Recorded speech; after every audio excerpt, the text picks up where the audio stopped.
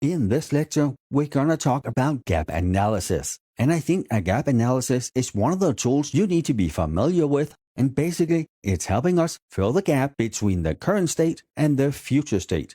Where are we now? Where do we want to be in the future? And we start out by identifying the processes we're doing now. And then if we take the very simplified example over here on the right, we're selling lemonade. And if you see the first row here, we've identified what we're good at. We sell $10 of lemonade every day. Our desired outcome, how much do we want to sell in the future? That is the $30. Then we look at their difference, in this case, $20. And then we look at how can we bridge that gap? How do we get from the current state to the future desired state? In this case, apparently the solution is to build a better lemonade stand. We then develop the means to fill that gap. And then we finally prioritize this one effort compared to all the other 50 things that we're doing. This is a high, this is a low, this is a medium. Or we can scale it from 1 to 10. Whatever we use in our organization to ensure that the projects we're working on is something that is priority.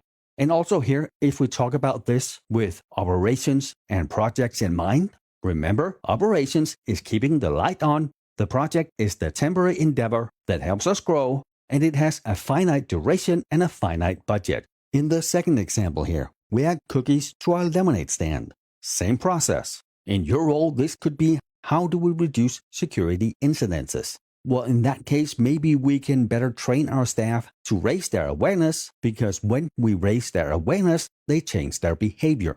When we actually can get our staff to change their behavior, then we should see less incidences.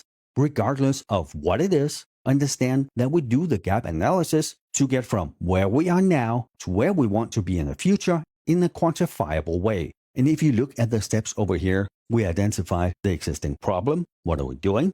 We identify the existing outcome. How good are we at it? Then we look at what we want to do in the future. How do we identify the gap between here and there? Then we identify how do we get from A to B. Then we develop a way to fill that gap to get to the desired point. And as the last part, we bridge the gap. If you look at this from a due diligence and due care standpoint, the first 6 steps are all due diligence.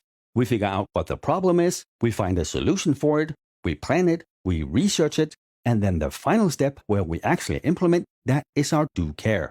And for any single business unit, just like IT security, we can have 50 or 100 gap analyses done on what we need to work on. For the full business, there can be thousands of them.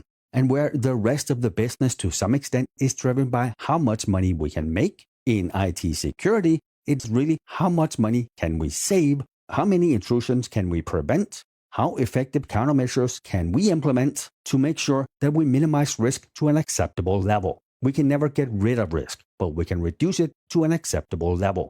And with that, we are done with this lecture. Thank you for being here, and I will see you in the next one.